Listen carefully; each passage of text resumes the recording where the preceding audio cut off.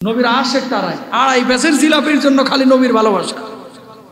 রবিউল আউয়াল এসেছে, দেখবেন অনেকে ঈদে মিলাদুন নবীতে বিশাল বিশাল শোডাউন করবে, মুখে দাড়ি নাই, পরনে পাঞ্জাবি নাই, নবীকে অনেক ভালোবাসে, শরবত খায়, কথা বুঝছেন, অনেক ভালোবাসে নবীকে, নবীর জন্য সব কিছু দিয়ে দিবে। আজকে মিছিল করলি, যেদিন হুজুররা মিছিল করলো নবীকে গালি দেওয়ার কারণে নাস্তিক মুরতাদ ব্লগারদের বিরুদ্ধে, সেদিন ইন্দুরের গর্তে কি লেগে ঢুকেছিল, কথা বলেন ঠিক কিনা? এরকম অনেক লোক আছে না, খালি দাবি করে যে নবীকে ভালোবাসে, আড়াই ব্যাসের জিলাপির জন্য, অন্য কিছু আছে। দেখবেন জামা টামা টানে সেট করে উঠে, হ্যাঁ এত বড় সাহস, আমার মার দেওয়া পাঞ্জাবিতে হাত দিছস, কথা বলেন না কেন?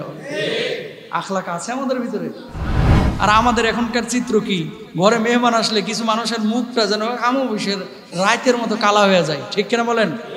খুশি হয় না, বেজার হয়, মেহমান আসার টাইম পাইলো না, পোলাটার পরীক্ষা কাল থেকে, কথা কন, মেহমান আসার টাইম পাইলো না, আর পকেটের অবস্থা ভালো না। এই মনে রাখবেন, মেহমান বাড়িতে আসলে সে আপনার জন্য বারাকা নিয়ে আসে, এটা আপনি বুঝেন না মিয়া।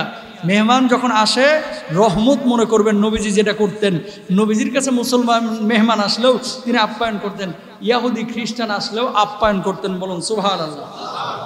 আর একটা হিন্দু আসুক না আপনার বাড়িতে, একটা হিন্দু আসুক, ও ঢুকতেই দিবে না যদি বুঝে হিন্দু। নবীজি কি চায় আপনার কাছে? টাকা চায় না, পয়সা চায় না। আল্লাহর হাবিব বলছেন বিদায় হজ্জের ভাষণের সময়, তোমাদের জন্য দুইটা জিনিস রেখে গেলাম। কয়টা? জোরে বলেন, আরো জোরে বলেন, কয়টা? আল্লাহর নবী বলছেন দুইটা জিনিস আমি তোমাদের জন্য রেখে যাচ্ছি, একটা হচ্ছে কোরআন আর একটা হচ্ছে সুন্নাহ, মানে নবীজির হাদিস। এই দুইটা জিনিস তোমরা যদি আঁকড়ে ধরতে পারো, কখনো তোমরা বিভ্রান্ত হবে না, গোমরা হবে না। কিন্তু আমাদের সমাজে কিছু মানুষ নবীকে পাওয়ার জন্য পীরকে ধরে, নবীকে পাওয়ার জন্য বিভিন্ন হুজুরকে ধরে, নবীকে পাওয়ার জন্য বিভিন্ন খতিবকে ধরে।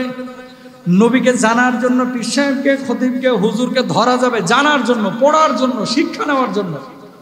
কিন্তু নবীর আসনে কোনো মানুষকে বসানো, এটার মানেই হচ্ছে গুমরাহি, শিরকি কাজ, ঠিক কিনা ভাইরা? কিছু মানুষ কিন্তু এরকম আছে, দেখবেন নামাজ পড়ে না, আমার কপালে লিখে দিও দয়াল নবীর নাম। সারা জীবন তুই নামাজ পড়লি না, কপালে খালি মোহাম্মদ লিখে দিলি, একেবারে ফরফরায় জান্নাত না। কপালে নবীজির নাম কেন, গোটা কাফনেও যদি নবীজির নাম লিখে দিয়ে দাফন করা হয়, ও যদি বেঈমান হয়ে মরে, কাজে লাগবে? কোনো কাজে লাগবে না। প্রিয় ভাইরা আমার, জীবনের প্রত্যেকটা মুহূর্তে, প্রত্যেকটা সেগমেন্টে আপনাকে খেয়াল করতে হবে কতটুকু আপনি নবীকে ভালোবাসেন। তাকান, আপনি বললেন আপনার ছেলেকে অনেক ভালোবাসেন, অনেক ভালোবাসেন, অনেক ভালোবাসেন, আপনার বাপ মাকে অনেক ভালোবাসেন, কিন্তু ভালোবাসার বহির্প্রকাশ আপনি ঘটাইতে পারলেন না, এই ভালোবাসার কোনো দাম নাই। সস্তা কথায় চিড়া ভিজবে না ভাই, শুধু বলতেছেন ভালোবাসেন। নবীকে যে ব্যক্তি ভালোবাসবে, নবীর সম্মান ইজ্জতের ব্যাপারে সে একেবারে যত্নবান থাকবে, অ্যালার্ট থাকবে। নবীকে যে ভালোবাসবে, ফিনল্যান্ডে নবীকে আঘাত করা হয়, ফ্রান্সে নবীকে আঘাত করা হয়, নবীর সম্মান নিয়ে, ইজ্জত নিয়ে টানাটানি করা হয়। সারা পৃথিবীর মুসলমান যে দাবি করবে আমি নবীর উম্মত, নবীজির সম্মান রক্ষার্থে যদি বুকের রক্ত দেওয়া হয়, প্রয়োজন হলে রক্ত দিবে, যদি জীবন দেওয়ার প্রয়োজন হয় জীবন দিবে, কখনো ঘরে বসে থাকবে না, ঠিক কিনা মুসলমান?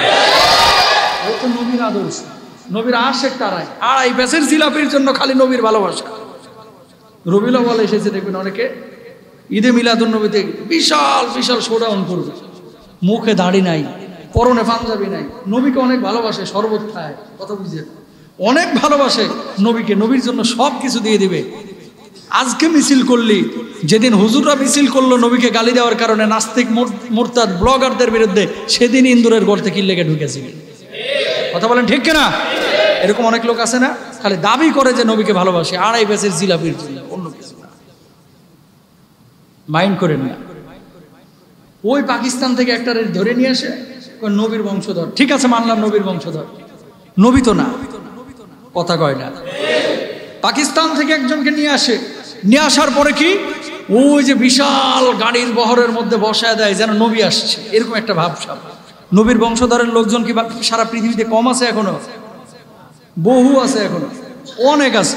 এখন সবাইকে যদি ধরে নিয়ে এসে নবীর বংশধর বইলা, আপনি সবাইকে একটা করে গাড়ি নিয়ে এভাবে বসায়া আপনি শোডাউন করতেছেন, এটা তো নবীজি বলে নাই ভাই, নবী এটা বলে নাই। নবী কি বলছেন? আমি যেভাবে চলেছি সেভাবে চলো, আমি যেভাবে খেয়েছি সেভাবে খাও, আমি যেভাবে কথা বলি সেভাবে বলো, আমি যেভাবে হেঁটেছি তুমি সেভাবে হাঁটো, আমি যেভাবে নামাজ পড়েছি তুমি সেভাবে নামাজ পড়ো, আমি যেভাবে স্ত্রীদের সাথে আচরণ করেছি সেভাবে তুমি করো, আমি যেভাবে সন্তান লালন পালন করেছি তুমি সেভাবে করো, আমি যেভাবে আমার পরিবারের সাথে এলাকার মানুষের সাথে মিশেছি তুমি সেভাবে মিশো, আমি যেভাবে মানুষের জন্য কাজ করেছি তুমি সেভাবে করো। মানুষের সঙ্গে কোনো কাজ করা নাই, মানুষের সাথে মুআমালা ঠিক নাই, খাবার দাবারে নবীজির সুন্নাহ নাই, চলনে বলনে কথনে হাঁটনে কোথাও নবীজির সুন্নাহ নাই, খালি ঈদে মিলাদুন নবীতে আইসা শরবত খাওয়ার মিছিল কর, তুই নবীর আশেক না, তুই নবীর দুশমন। কথা বলেন ঠিক কিনা? এগুলোকে নবীর আশেক বলে না। নবীর আশেক কে? খাওয়ার সময় সে সুন্নাহ ফলো করতেছে কিনা, কথা বলার সময় সুন্নাহ ফলো করতেছে কিনা, বউয়ের সাথে আচরণের সময় সুন্নাহ ফলো করতেছে কিনা, সন্তান লালন পালনের সময় সুন্নাহ ফলো করতেছে কিনা। এখন যদি বলা হয়, অনেক কথাই বলার প্রয়োজন আছে, তার আগে আপনাদেরকে একটা কথা বলি, নবীজি কিভাবে খেয়েছেন, নবীজি কিভাবে হেঁটেছেন, এই সমস্ত জিনিসগুলো আমরা অনেকেই কিন্তু জানি না।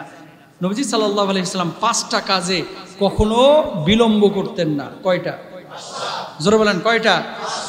যে কোনো কাজে তাড়াহুড়া করা এটা হচ্ছে শয়তানের কাজ। কার কাজ? শয়তানের কাজ। যে কোনো কাজ ধীর স্থির ভাবে করলে ভুল হয় কম, এই কাজগুলো সঠিক হয় বেশি, ঠিক না?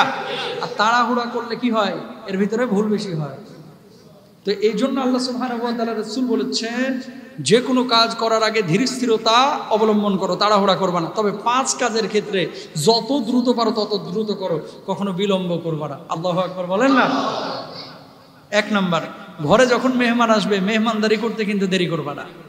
আর আমাদের এখনকার চিত্র কি, ঘরে মেহমান আসলে কিছু মানুষের মুখটা যেন আমবৈশের রাতের মতো কালা হয়ে যায়, ঠিক কিনা বলেন? খুশি হয় না, বেজার হয়, মেহমান আসার টাইম পাইলো না, পোলাটার পরীক্ষা কাল থেকে। কথা কন, মেহমান আসার টাইম পাইলো না, আর পকেটের অবস্থা ভালো না। এই মনে রাখবেন, মেহমান বাড়িতে আসলে সে আপনার জন্য বারাকা নিয়ে আসে, এটা আপনি বুঝেন না মিয়া। মেহমান যখন আসে রহমত মনে করবেন। নবীজি যেটা করতেন, নবীজির কাছে মুসলমান মেহমান আসলেও তিনি আপ্যায়ন করতেন, ইয়াহুদি খ্রিস্টান আসলেও আপ্যায়ন করতেন। বলুন সুবহানাল্লাহ।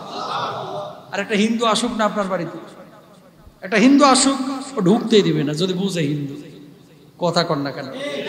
আর যদি আপনার গ্লাসে পানি খাইছে তো মাশাআল্লাহ, হিন্দু পানি খাইছে, এটা ঝামা দিয়ে ঘষ, এই গ্লাসে আর পানি খাওয়া যাবে না, এরকম লোক আছে না? অথচ নবীজি বিছনা নাপাক করে দিয়ে গেছে ইহুদি।